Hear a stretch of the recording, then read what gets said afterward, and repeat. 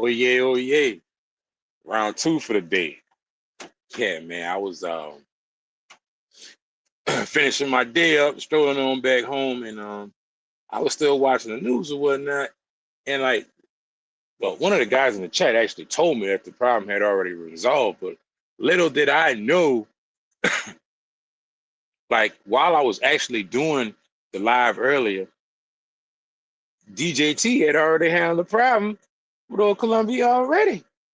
And like it resolved that quick. And I was like, dang, it's like I was shocked by that shit. I was like, man, that was hella quick, you know. So I was like, man, when I get through driving today, I'm gonna go ahead and make another video. And just chit chat, talk to y'all, and just pretty much relay to y'all what I found out today. That was wild.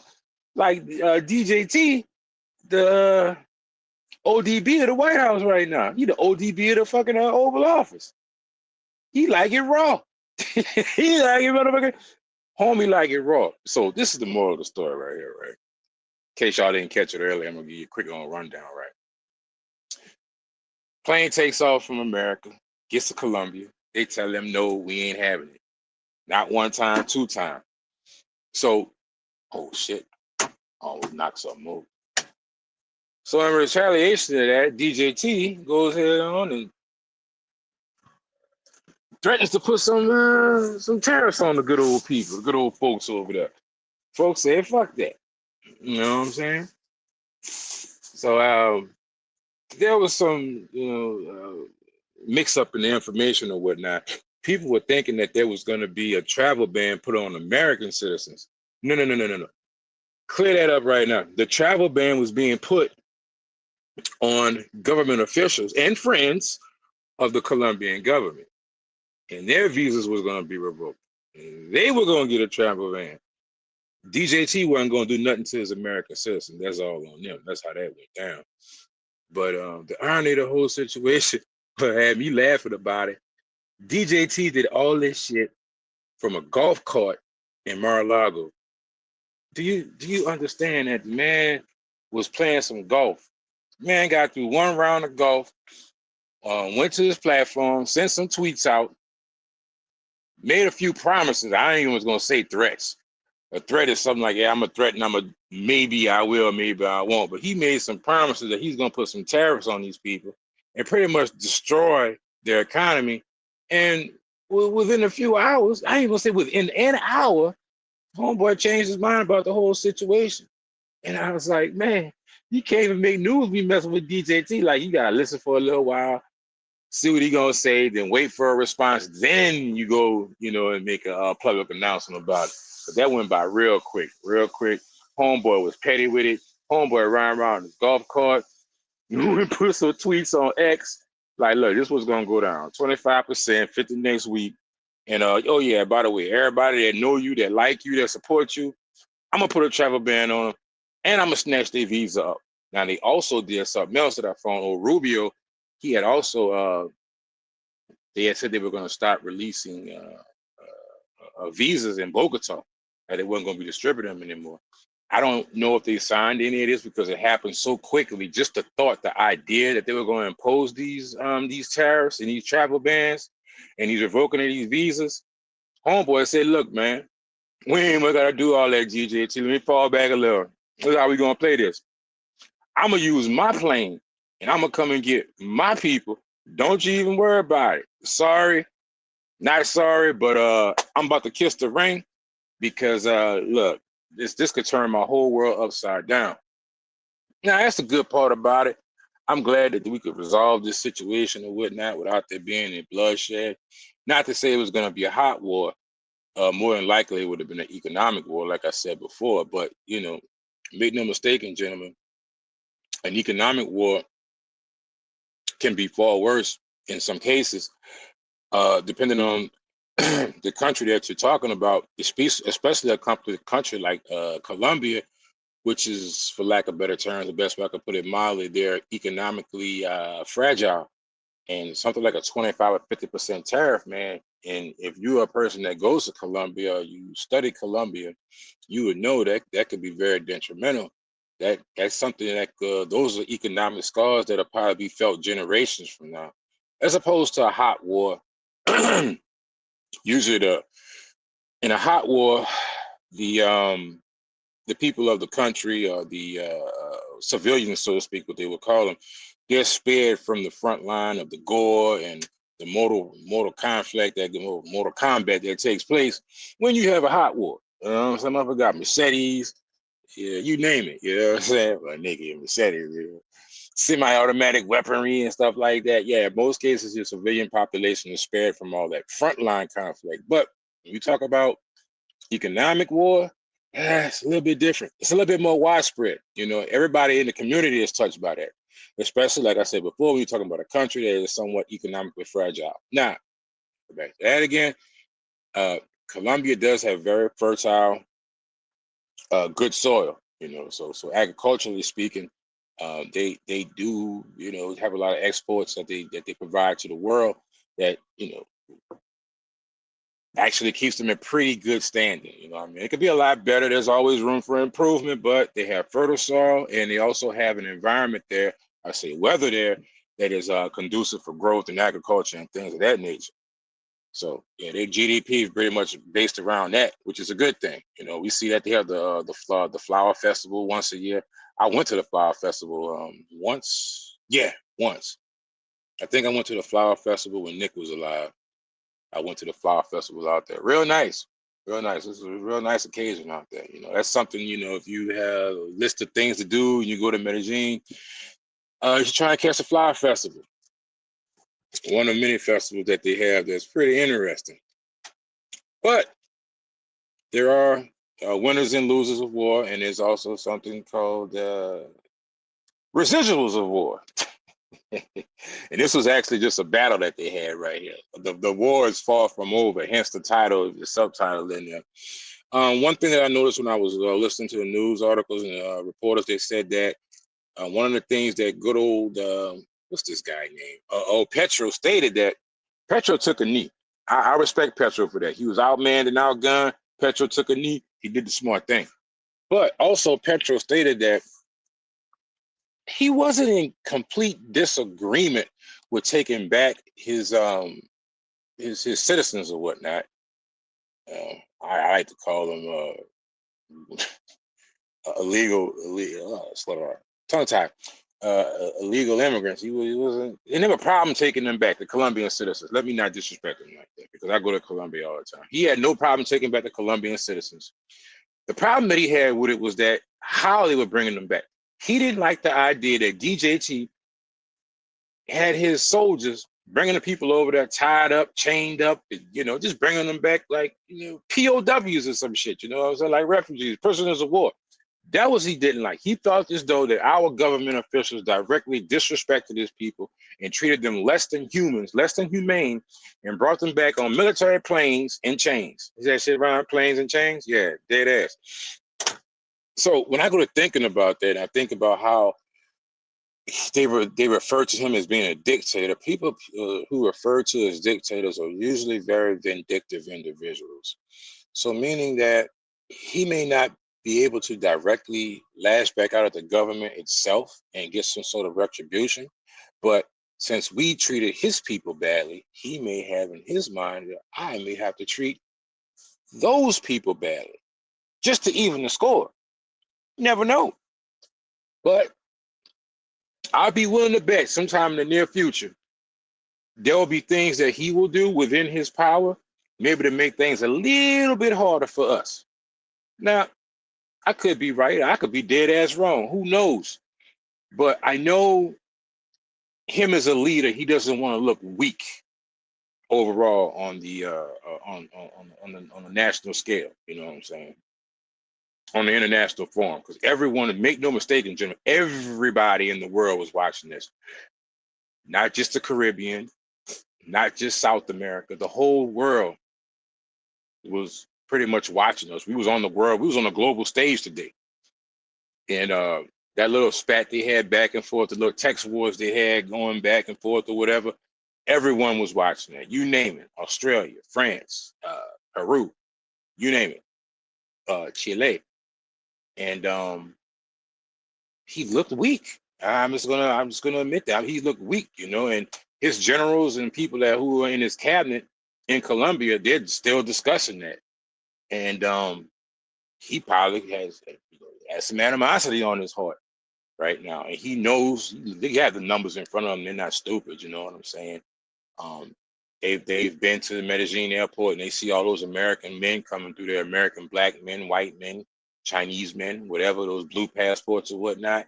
He may have a special place in his heart right now to get even with the American people because of how people were treated. Now, even though we all know that those people came over here illegally, broke laws to get here, and more than likely, if Holman is, you know, holding up to his word, and he's deporting the worst of the worst, those are criminals on those planes. So by proxy, I mean, they broke the law anyway. So if usually people who broke the law, they're considered as dangerous people, they are security threats, I would want to chain their fucking ass up too. Just saying, especially if I had to watch them. I got to sit on a plane with you, boy, and you done killed how many people? You done massacred what? Okay. You burned down what? Okay. You say you did it with your bare hands. Oh yeah, bitch, we chaining you up. You getting chained. You getting triple chained. You know what I'm saying? Hey, you come over with that shotgun. Put it on that boy kneecaps. First time you try to take him off, they gotta go. Knock his knees off. We're gonna bring him home crippled. But I'm just saying, if I knew that, I'd be a little apprehensive myself. I'm gonna be honest with you. You know what I'm saying? I'm not a warrior. I don't claim to be the bravest man in the world. I don't claim to be no coward. But if I see a threat, I'm gonna approach that as if it is a threat. You know what I'm saying? It ain't nothing but that because I see it. I identify it. So yeah, man. I mean, they do what they're supposed to do. That's security protocol. I mean, you can't have these people. You can't have a bunch of people who've been known to rape, pillage, and murder on a plane, unchained, and let's just keep it a buck. They're speaking a different language. You may not understand what they're saying. So it's probably in those soldiers' best interest to keep the confusion down and make sure the plane ain't taking over at 30,000 feet to chain them motherfucking asses up. Now they did. But old Petro said you're not going to bring them back, in a military plane. He wants like a humanitarian flight, so to speak. Like he wants to bring them back in commercial planes or whatnot. You're not in that position to make those types of demands. Okay. First of all, they came here legally and they already have records. So we're just getting them back to you the best way that you can, the best way that we can. That's just the way it is, you know. My concern now is, yeah, we won the battle. Whoop-de-doo. Yeah, we got it. You know, it was a moral victory for the good old US of A. But moving forward as travelers, I'm wondering how is this going to affect us? Like, if old Petro over there got, like I said, if he got a bad taste in his mouth, and he like, yeah, you won't do my people that, you won't send them back over here, you making me look bad, you made me look like weak, you made me look like a wet pamper over here. I know what I'm gonna do. I'm gonna fuck with your gringo Americans that's coming over here, trying to chase down these pretty ladies and put heavy pipe in them. That's a number of things he could do. I knew recently, I just came back from Colombia, when that was. I think December I was out there. I went out there for November and December. And one thing that I did notice when I went out there, I didn't have to do the check mig no more. Like they kind of like fell back off there a little bit. You know, before we used to go to Colombia, you had to fill out the migration app. First it was on the paper. If you old school, you know what I'm talking about. If you've been going there for a hot minute, if you ain't a new booty in the game, back in the days when we used to go to Colombia, we'd lay up there, get the little paper when you're going there, if they give it to you on the plane. So I used to get on the plane, I used to keep my own pen in my pockets. I already knew every time I got on the plane, the stewardess was gonna come walking down the fucking aisle and hand you a little piece of paper you gotta fill out for when you get to Colombia. All right, that's some old school shit right there. You like, damn, OW, how long you been flying? Long time, playboy. Been doing it for a hot little minute. Others probably have more travel experience than me. I don't ever claim to be the best or nothing like that. I ain't got time for all that shit, man. It ain't a dick pissing contest around this mother. I ain't got time for all that shit. Dick measuring contest, whatever you want to call it. Well, I've been traveling for 6 months. Well, I've been traveling for 6 months and 3 days. Man, look, hold that down. Whatever. What I'm telling you is back in the days you do it with paper. Then it went from the paper, then they made the Check Mig app. Everybody know about that. You go on there, Check Mig, gotta do it. I think it's like 48 hours for your flight or whatever. I always do mine the morning before. I don't like to rush to do nothing. One thing about traveling that I learned, if you're rushing, everything that can go wrong will go wrong. So you need to be prepared and do everything ahead of time in a timely, relaxed manner to make that trip easy on you and your mind as possible. That's the best advice I could give anybody who may just be starting to want to embarking on the travel community type thing, getting around, going different places with nomad, whatever you want to call yourself. So that's just two examples right there, you know. So they got rid of it. They laxed a little bit. You ain't got to do the check mig no more. All right, cool, fine, Danny. Blah, blah, blah. Hooray, hooray. Now, typically, back when I first went to Brazil, you used to have a visa. And the visa process to get the visa, I got my visa, it lasted 10 years. When I was getting the visa for Brazil, it was a 10-year visa, if I'm not mistaken. I went to Brazil. I still have that visa. But, you know, Colombia never went, you know, that deep into it. Now, there is a possibility he may start to do shit like that. He may start to make a visa process you got to go through. I know the last visa that they were talking about for Brazil, they were telling them if you were an American national or whatnot, you needed to have $2,000 in your bank account. I think it was something like that after you book your ticket. They didn't want you to come there broke. It was crazy. But I say I have to say this: we don't know yet. Homeboy might be over there on his feelings. He might be stewing, and he like, nah, I'm gonna get them American. He won't treat my people like that. Put them on a plane like some dogs. I'm gonna tighten their ass up here. I'm gonna tighten them up. I'll make it hard for them Negroes to come over here. They want some. You want some of them? They won't come over here and get some of this sweet poon. Make them pay for it. So let's just hope in the near future that the fallout from this battle isn't, you know, directly implemented on us. You know, like just to be honest with you, he can't do DJT shit, you know, but he could definitely reach out and touch someone on our side what's going over there. That's pretty much what I wanted to say about that scenario. I'm just hoping for the best and preparing for the worst. Was it going to stop me from going there? No, it's not. Even though I do have a handful of other places I have gone to outside of Colombia that I do like, and I could most likely go and travel to them. I just have so many associates and friends and love interests in Colombia that that's just somewhere I like to go. And it's an easy ass trip for me. You know, I mean, I fly out of Florida because I stay in Florida. And I mean, this round trip, what we talking about here? $150, and it's actually less than that. If you're smart, you can go get your Capital One Venture card, and you know, just make that your daily flyer.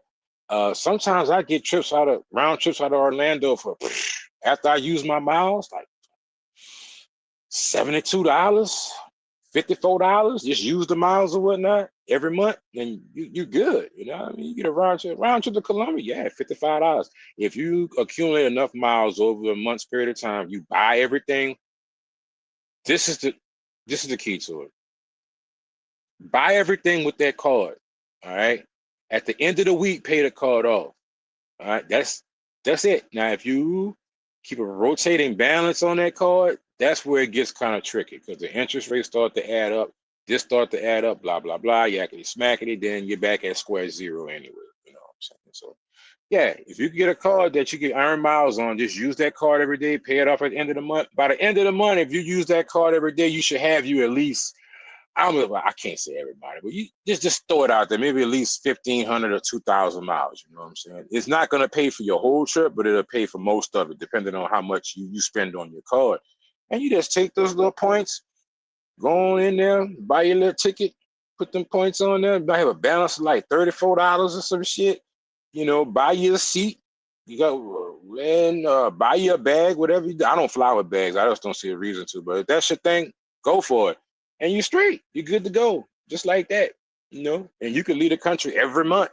I mean, every month. I mean, that's what I do. When I haven't been doing it lately because, you know, the holidays, other personal issues or whatnot. But hey, I take out 7 days every month to go to a country of my choice. No, I don't go to Thailand. Fuck no, I'm not going to Africa. I need to go somewhere close where I can go and get back to the money. And I have a son and I have a family.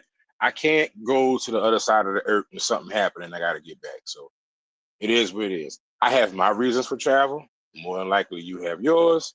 Mine's are personal. If you know me, you know. If you don't, you don't. But I like to keep shit simple. So yeah, there's a whole Caribbean down there with nothing but beautiful women. Nothing but. You got Costa Rica, you got Panama, you got Brazil, you got Peru, you got Colombia, you got, well, you used to have DR. That's a fucking whole other story right there, but they're running your pockets down there. But you got DR, and to some extent, you have Cuba, but I haven't, mastered that yet. That's one place I haven't gone to. But, whatever. To each his own. If you want to go there, have at it. I talked to a good friend of mine. He's a YouTuber, and he told me some things about Cuba that really didn't sit too well with me. And I just weighed my options. I'm like, why? Like, why would I do that? Like, nah, I'll go elsewhere. So that's where I'm at with it. But at any rate, fellas, I'm just posting this right quick. I'm not gonna be on here too long. I don't even think I'm not even looking at the comment section right now. So please forgive me if someone is in the comment section and y'all said something or whatnot. It's not that I'm not ignoring you. It's just that I'm on a headset and I'm away from my phone and I'm pretty much just walking around and talking. That's pretty much it. I haven't been on YouTube in a long time, man. It's a little different. I'm just standing here talking to myself, but I know if someone doesn't hear me now, they'll probably hear it later or maybe not. But at least I put it out there. I put my opinions out there. So with that being said, y'all have a good night. If you are an avid Colombia traveler like myself, I just would say this: let's just hope for the best and prepare for the worst. Let's not, jump into speculating, but we should be thinking ahead that, hey, man, we just saw what happened. Also, if you are traveling to Colombia, please, by all means, have you an exit plan. You see how this civil unrest is happening. You see how quick this shit popped up. Nobody saw this coming. As a matter of fact, the humanitarian flight was already in the air going to Colombia when Petro canceled it. So it's another twist to the plot right there.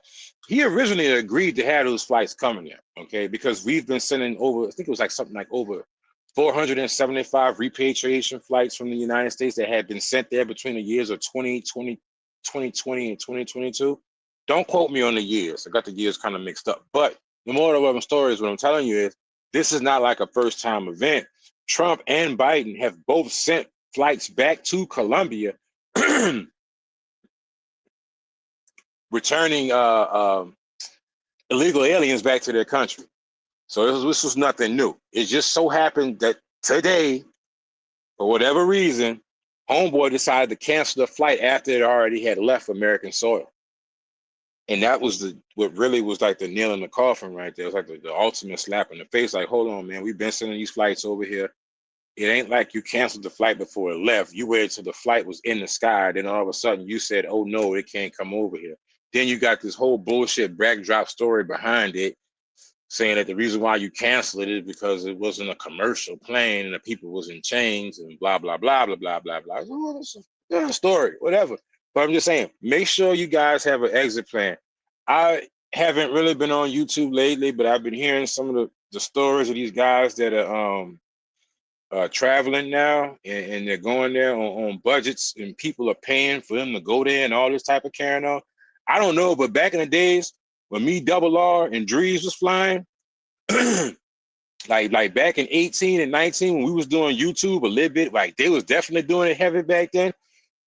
It was frowned upon for somebody to be on a YouTube channel, on a YouTube space or anywhere, just going online, begging other dicks for money. It was frowned upon. But from what I've heard, that's become the norm now. Like that's what's it. That's what makes a YouTuber. You gotta be like the Jackie Chan or the Magic Johnson, a dry begging around this motherfucker. To each his own. I mean, I'm not gonna do it, but anybody that listens to me, I want to tell you, and I've always said this: I would not leave the country unless I had at least a $2,000 emergency fund. I know I'm not talking about $2,000 on a credit card. I'm not talking about $2,000 spending money going there with. I'm talking about $2,000. This is bare minimum. $2,000 really ain't shit. That's chump change, to be honest with you, especially in today's economy. Hell, most people rent is $2,000. So if you don't have $2,000, why are you leaving anyway? Like, you don't even have your rent money for next month when you come back, and you trying to take a flight out the country to go buy some poom poom, and you ain't even whatever. It just baffles me what some people be thinking with their life, like they really willing to gamble and shit like that. But hey, it's your dick, not mine. All I can do is give you the advice. If you want to go down that road, you ready to risk it all just to get a little strudel between some girl legs. Sometimes people gotta learn the hard way, and I'm more than welcome to let you go learn. But if I can give you any advice at all and try and prevent that from you from being that person, please, fellas, have at least 2 stacks on the side, and that's your exit plan. That's your escape plan. You know, that's extra money that you have on the side that will prevent you from, you know, being in a situation that you really can't get out of. I mean, being homeless in another country, that ain't no joke. Being stuck in another country and you can't even get an Airbnb or a hotel or anything to live in, you don't want to go through that. You just you don't want you don't want to be that person. You don't want to be that dude. I'm telling you, 'cause I see cats like that all the time. I ain't gonna say no name, but I saw an old friend of mine. He posted a video recently. He was saying went through some hard time, but man, you know, they homeless out there sleeping on the box. But anyway, that's that man business or whatever. I don't want to see you like that. But with this civil unrest that we're having right now, and between the countries, between Colombia and the United States, or wherever you go at, please, fellas, at least have $2,000 to get your ass up out of there if you got to. Or if you get stuck there, you know you can live on 2 racks for at least a month. You know you got at least a month cushion to whereas you ain't gonna be sitting out there, you know, walking up, you know, to Colombians in the area, the indigenous people, you know, asking them for a piece of the excuse me, asking them for a sandwich or I don't know, a bowl of soup or some shit. I don't know, whatever you eat. I don't know what you eat, but you know, I don't put the situation in like that. But you have to have that extra strategy in place. 2,000 is a good start. I would have that in a separate account from the money that I plan on spending while I'm there, just in case something happens. Travel insurance, definitely have that. If something happens out there, shit break out, you break your foot, you cut your knuckle, whatever it is. Geo Blue, get you some travel insurance. I mean, to me, I'm thinking all this should just already be, you know, standard operation. But as I've seen, if someone is online begging for money to get somewhere, I know that these individuals are not thinking about travel insurance, but they don't talk about it. They're not thinking about having a $2,000 cushion, like for exit strategy plan, because they're not talking about it. So if you're not talking about it, obviously you're not doing it. And you know, a lot of people tuning into this right now, the new travelers, and they think this is it. You know, they glued to their screen. This is entertainment for them, and this information isn't being shared. And they follow these type of people, and begging is the thing to do now. So they think they can just go out there too with $300-400 or whatever, and everything just going to be just fine. You know, I don't get it. You know, but to each his own. I just don't want that to be the message that I'm putting out there for someone. Excuse me. It's cold as hell out here, fellas. So I'm thinking I'm getting a cold. It is literally 9 degrees outside. I shit you not, I'm up north. But anyway, like I was saying, I just don't want that to be the message that I'm putting out there. Reach one, teach one. If I could help somebody like someone helped me when I first started traveling, pay it forward. That's what I'm trying to do. And the best thing you could do is be financially secure when we leave and go to these other countries. Because like a scenario like what took place today, it could have swung either way. We don't know what could have possibly happened. And you don't want to be the person out there to be stuck, twiddling your thumbs, and you know, dry begging trying to get back home. So just keep that in mind. Fellas, hope for the best and prepare for the worst. Let's just hope that old Petro has thick skin and his feelings ain't hurt, his little fifis ain't hurt, and he trying to take it out on the American traveler. That's all I'm saying. So on the up and up, y'all have a good night. Let me go back over here to my phone and see, just in case somebody been talking in here. Okay, there we go. Where's Milano? What's up, Milano? How the hell are you, Petty? Good to see you. Good to see you. K-Mac was at, hey, well, you was right, K-Mac. You was spot on, cousin. Coasty. What's good, OW? K-Mac. What's up, man? My boy Coasty, man. Coast 32, man. I ain't seen you in a hot minute, but it's always good to hear from you, Coasty. I'm glad to see you back out here doing your thing. Gil, a.k.a. That's my guy. I met Gil a while back. Gil, you still a good dude, but I remember old Gil, man. Man, Dave, bro. It was all crazy. And salute, Coasty. Hope you're all doing well. Coast 32, talk back. Yes, take care of my parents. Yep, there we go. Well, I appreciate you fellas stopping by. Y'all have a great night. And hopefully I'll see y'all on the other side. Be easy. Stay out of trouble. Later.